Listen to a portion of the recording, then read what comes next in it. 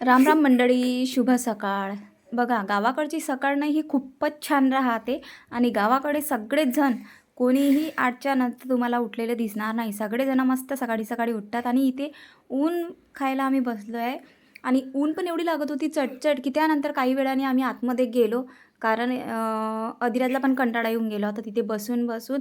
पण त्याची बॉटल काही सुटत नाही. त्याला मला आतमध्ये आल्यानंतर पुन्हा बॉटल हातात द्यावंच लागली. नाहीतर तो जोरजोराने आपला आतंक चालू करतो. आणि अंघोळ वगैरे तर झाली नव्हती. नंतर अंघोळ केल्यानंतर पुन्हा थंडी वाजायला लागली. पुन्हा जाऊन बसलो उन्हामध्ये.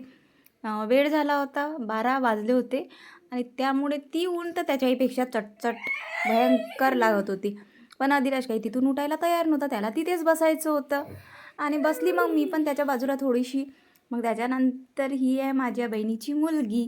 तिने मस्त पिन लावली होती एक आईस्क्रीमवाली. मला तिला बघून इतका हसा येत होता.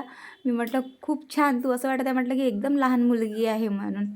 आणि हे बघा, हे अधिराजचं काही वेगळंच चालू असते. आणि त्याच्यानंतर नाही का दुपार झाली होती आणि हे बकऱ्या वगैरे सगळ्यांना सावलीत बसल्या त्या छान. त्यांना पण चढचढ ऊन लागली असेल कदाचित, जशी आम्हाला लागली होती तशी. आणि या दोघी बघा किती मेहनत घेत आहे, कारण आता केळवणची तयारी करत आहे आम्ही. माझ्या बहिणीचं केळवण करायचं आहे तर. आणि भयंकर बिझी झाल्या आहे त्या दोघीजणी त्या करण्यामध्ये.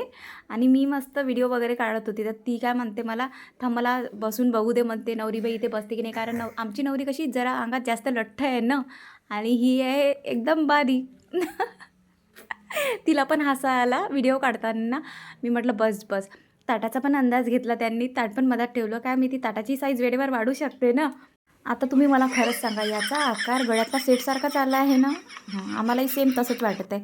ताट पण आला आहे नवरीबाईचा, फक्त नवरीबाई पाटावर बसायची आहे. तुम्ही सगळे पण तिच्या लग्नाला नक्की या. आजचा व्लॉग तुम्हाला कसा वाटला नक्की सांगा आणि कमेंट शेअर करायला विसरू नका. Bye bye.